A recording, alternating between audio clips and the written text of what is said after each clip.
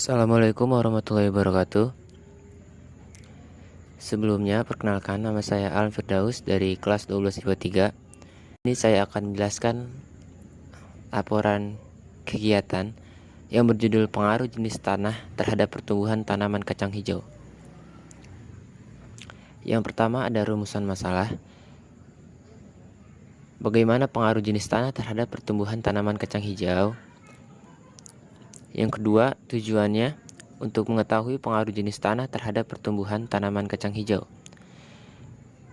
Di sini ada 3 variabel. Yang pertama ada variabel bebas berupa tanah biasa, tanah pasir, dan tanah hitam. Yang kedua ada variabel terikat, yaitu tinggi tanaman. Yang ketiga ada variabel kontrol, yang diantaranya ada jenis tanamannya kacang hijau itu sendiri dan volume air pada penyiraman.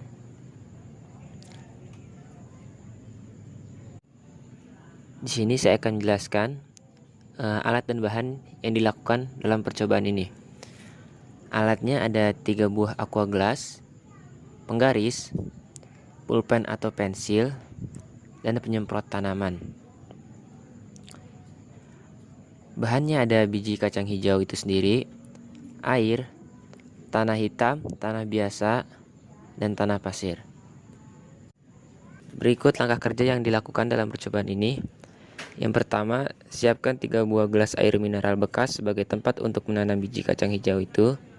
Yang kedua, beri label pada tanah pasir, tanah hitam, dan tanah biasa.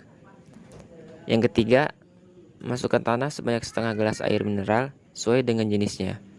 Yang keempat, masukkan masing-masing 1 biji kacang hijau tersebut dalam gelas air mineral bekas yang sudah diisi tanah tadi.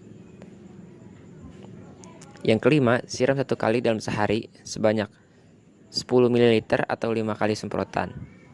Yang keenam, ukur panjang pertumbuhan masing-masing tanaman saat tubuh tersebut mulai tumbuh di atas permukaan tanah. Lalu catat.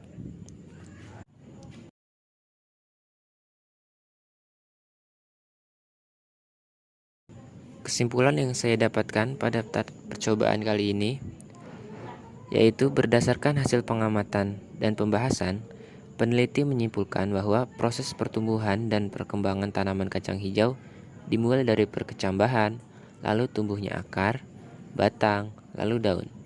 Setiap tanaman memiliki waktu yang berbeda untuk pertumbuhan dan perkembangan. Kecepatan pertumbuhan dan perkembangan yang demikian itu dipengaruhi oleh tanah sebagai medium. Tanah hitam yang mungkin paling banyak unsur haranya, karena tanah tersebut mungkin bekas tumbukan sampah organik maupun non-organik. Tanah tersebut merupakan medium paling baik untuk kecepatan pertumbuhan dibanding tanah yang lain dalam percobaan kali ini.